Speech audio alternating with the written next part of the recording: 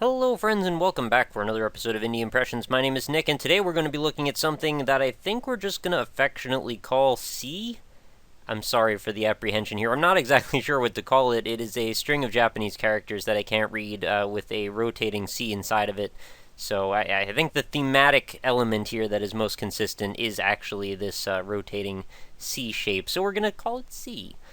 So what is C all about? Well, it's about guiding what you may call some sort of like a bullet hell style ship.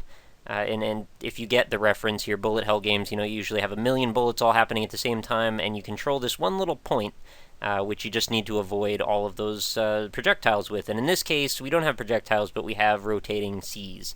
Each level is made up of an increasing number of Cs, and we need to guide through that situation as best as we can. So all we really are doing here, we're going to be controlling our point around with the mouse, and we can press left click at any time to speed up what's going on the screen.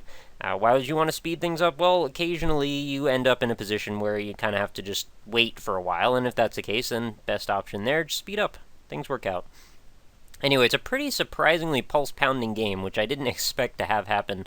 It's a simple premise, like very simple premise, but the attention to detail here is actually pretty interesting. So let's give it a few runs and see how it goes. And I have to say the music also, extremely outstanding. So you'll see we've got a red point here. This is us. And as our time increases, so does our score. So we're going to just try and stay alive for as long as possible. You can see our C meter indicating we have precisely 1 C coming at us right now. So this is one of those instances when left clicking might be quite beneficial. So if I wanted to, I could head on in here, hang out for a while. Not a whole lot of reason to, though, because it's really the only one we've got going on. So the first and the second levels, usually pretty much not that difficult. We just sort of wait for those to finish. Sometimes it makes the Dolce & Gabbana logo, I think, and that's nice. Free advertising for them. They need it. So we're going to now see an increase in difficulty here. I believe the directions that the C's come from happens to be some sort of random. I'm not 100% sure on that, but it seems like it's been different every time I've tried it out, and I've spent about a total of 2 minutes with it so far, and I think I've only gotten up to about level 5. So maybe we can see if we can break that record. So this is when things start to get a little interesting. And granted, even sometimes levels 2 and 3, if the C's come from the right angles, they can pose a little bit of a threat. In this case, actually, pretty surprisingly easy level. We just need to wait for this one to spin around, and we should be able to wait, and that is no problem. So, I mean, the goal here is to be very observant. You need to be able to predict the trajectories of these characters as they go, and you need to be able to see your way through them in a way that is kind of interesting, because you never get to really thrive at a speed that lets you see through the speed that, like to easily envision what the trajectory of these shapes would be. It's either really fast or really, really slow, and in this case I may have just doomed myself to death here if this doesn't spin around fast enough. I don't think it's gonna, though. I was hoping that maybe this one down at the bottom. Oh, got it. No, I'm pretty much dead there. Oh, well, almost got out, actually. The very last second. So there's a lot of that kind of thing going on where you're not sure if you're going to live through each particular play. So we'll jump back into things. Set up another super awesome track of music here. I can't obviously read what it says on the title screen, but, I'm pretty sure the random was indicating the soundtrack. So stage 1, basically a joke every time. Stage 2, this probably is a joke. Yeah, okay, we're good. Just got to see where that one's headed, and we're fine. This one, we've got something coming in from the left, the bottom, and the top, and all headed in slightly different angles. Don't think this is going to be a problem. Just got to wait for the one on the left to open up, and then we should be able to live right here in this little cubby hole. Very nice. So level 4, what do we have going on? So we've got stuff, a lot of it headed in the same direction, which is usually good news. Whenever we've got stuff headed in the same direction, you just try and follow in the wave behind that. This C is going to take freaking forever to get off the screen, so that's a lot of extra points for us. I have no qualms about that. Alright, so we've got a lot of shapes headed in the same direction going down, so we're going to try and capitalize on that. And actually, that worked out just fine. So level 5, kind of a joke today. Alright, how about level 6? This is where things are going to get hectic. So we've got C shapes coming in from every direction. I think probably the safest is going to be down in this bottom left corner up into a point, and then it's going to be the top left corner, I hope. Yep, alright, I think we're good. Wait it out in the top right. So it adds a whole new element to what could be conceived of as a, like, bullet hell style game. This might be where I need to start getting involved with actually navigating through these shapes. I'm pretty sure I'm going to have to actually do that if I plan to get anywhere with this one. Alright, so we found a nice little solace rate in this chunk. This is going to get tight awfully fast. I almost made it through that. They didn't quite work out. Anyway, level 7 is not too bad. I think that's been my best score so far. This game is surprisingly addictive. I want to keep going back and playing it more. And I should mention it is completely free. You can grab this and play it right in your browser. It's just a little Java game, you know. There's not a whole lot to it, and honestly, aside from the music, it's probably the most complicated thing going on.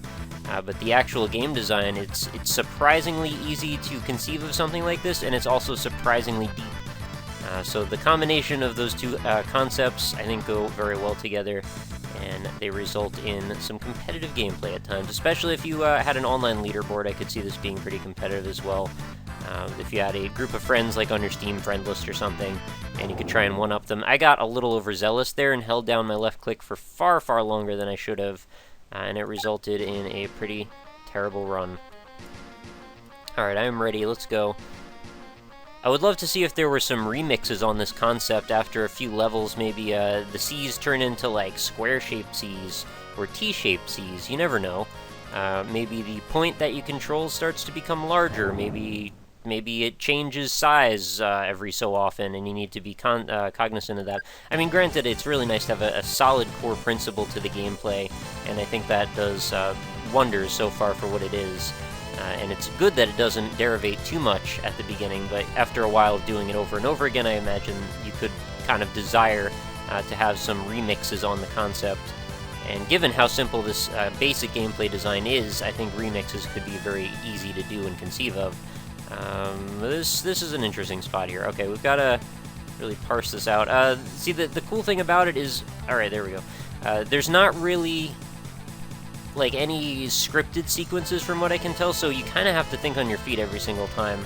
And although it means that not every run is going to be equivalent in terms of difficulty, it also means it does actually require a different level of skill, because you're not just memorizing anything here. This is all about being able to sight read how these shapes move at a very slow trajectory, which is, it's a strange thing to do, but it's actually surprisingly fulfilling. So I can't even tell what the shape on the left side is doing. Is it moving to the right? I guess it is. No? It's moving up and to the right. Okay. We're good to go. So, level 5, not a big deal. Level 6, however, I think we may be in trouble here. See, if you wait too long, or if you click too long, you're going to end up having a hard time. And this is a case where these two gaps are not going to open up at the same time, are they? So I'm going to have to hope that somewhere along the line these two things start to line up, and if I can make it out of one of these types of scenarios, I think I'm going to be quite lucky, actually. Alright, so I'm going to transition from this shape to that shape. That was a really poor idea, because I only had a few seconds there to live. The transition would have been super sweet if I could have made it. Didn't happen.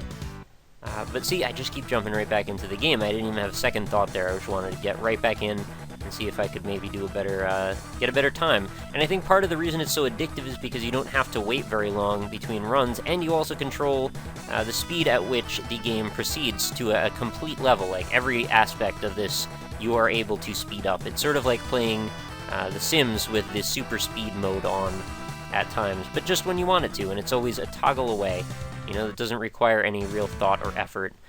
This is a problem if I keep waiting in this spot. I gotta wait for this to go past and then head to the... Oh, wow, okay, well, I'll just guide my dude right into that wall of the sea there. That was pretty dumb. Really no reason I should have lost on that one. I'm very curious where the music comes from, because I have to say all of it's consistently quite entertaining. It could be MIDI files from someone else's games or whatnot. I don't mean to throw out any accusations or anything. I have no idea. But yeah, it definitely seems very high in production value, so makes me curious. So we've got a bit of a mess here. I don't know what to do with this one yet. Gotta wait for the right opportunity. I think heading over here should be safe. Although that one over there, that ring on the middle, seems to be headed slightly to the right. Follow this down. Alright, we're good to go. And you gotta watch those edges too. When the level transitions happen, you gotta make sure you're not stuck to one of the walls, because you'll end up just instant dead. Would be kind of nice, actually, if there were like some arrows indicating where the next shapes were coming from. Alright, that actually was a really quite easy level 6, and the speed at which this ring is going is going to give me a nice big fat score, which I have no problems with. Well, it also does indicate the level number next to your score, I believe, in the high scores at the bottom. This is definitely going to be an interesting problem here. Do I want to get involved with the top corner? I might. I think I will. I only can stay up here for a short time, though. So I'm predicting, hopefully, that one of these is going to give way in such a position that I might be able to sneak in. It's probably going to be this one. You got to make a lot of guesses here, and I'm not sure if this is the best idea at all. If I could get back out, actually, I'd feel a lot more comfortable because it's closing in on me. I'm starting to feel a little claustrophobic. I'm not going to make it out of this one. Oh, man. Oh, well. It's a lot of guesses, like I said. It's, apparently there's a hard mode. I don't know what that means. How do I access hard mode? Maybe it's Q? I don't know. I don't really want to play with the interface too much. I'm going to end up messing up my game. But I wonder if hard mode is all that hard. Maybe it starts you off at, like, level 10 or something. In which case, yeah, it definitely is.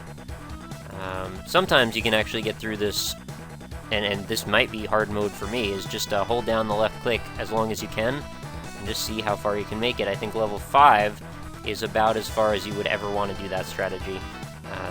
First time I played it, I was like, wow, level 3, that's going to be tough. And now, oh, can I, yep, sneak by on the top there, perfect, perfect, and just follow this around.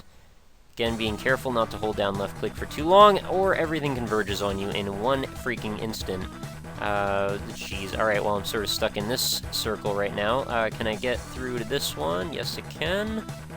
I might have just caused myself some trouble. Whoa! Oh, well, I was going to head down to that bottom one. Would have been a bad idea anyway. Best call would have been to stick in the bottom left corner, where the rings are not. I think going into the rings at all seems like a death wish most of the time, but it's pretty much necessary. And it actually takes me back a little bit to like that one part of R-Type, if anybody remembers that one. There's, I think it's like 3/4 through the first level, and you have to go through this really obnoxious ring of guys that are all shooting at you. So you're in a confined space, and then they're also shooting projectiles. That would be another level of difficulties. If you get far enough in this, it starts shooting projectiles at you as well. Thank goodness it didn't do that, but, you know, if anyone could do it, it could be people who are interested in bullet hell games. I think that would work out surprisingly well. So what am I going to do about this problem? I only have a few moments left to live. Okay, I can actually transition out of this sphere and into this open space. Level 5, passed. Level 6, I'm going to make a pretty bold move here, which I probably shouldn't have made, because I didn't know it was coming up at the top. There we go. I'm going to transition around, follow this ring as it turns. This is probably going to crush me. Oh, geez, I don't know where to go here. This is all kind of bad. I need to actually get up into the right. Oh, man.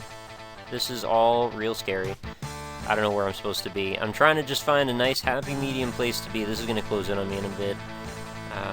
Get out of there. Can I get out of there?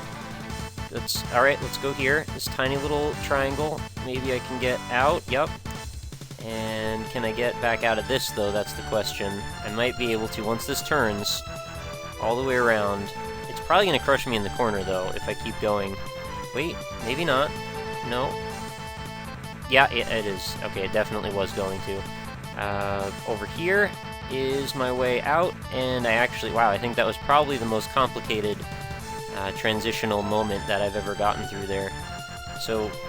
Does it behoove one to actually leave yourself in slow-mo as long as possible? I don't think so, because your score actually increases regardless. You know, it actually follows suit.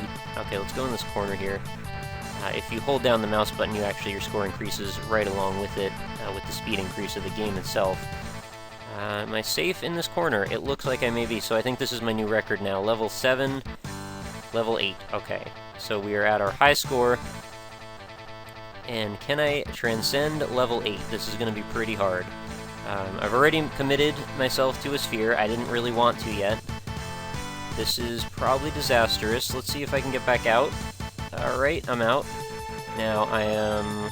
Where am I going to get crushed from?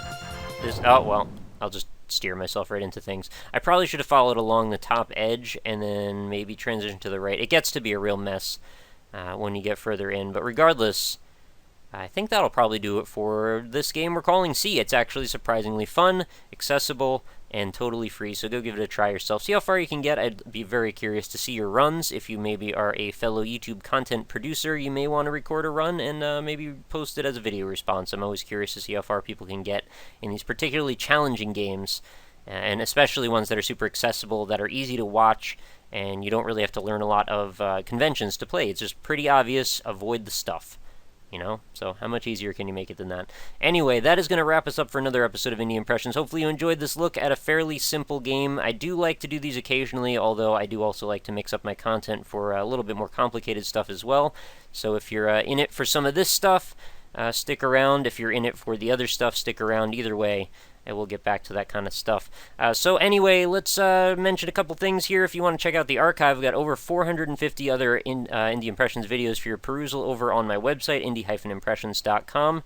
Feel free to go check that out, see what's over there. They're all neatly categorized and sorted for you, so if you want to search by different genres or distribution methods or even payment styles, for example, all the free games, feel free to just pop over there and click a couple buttons, and you will have a nice list of different things you can try all presented to you. In addition to that, I also have a Facebook page for the series, facebook.com/indieimpressions. If you'd like to leave a like over there, just takes a second, does help me out, and then you'll get every day's new Indie Impressions video delivered right into your Facebook feed, as well as occasional notifications, like when I go live for streaming, or when I do a contest or anything like that.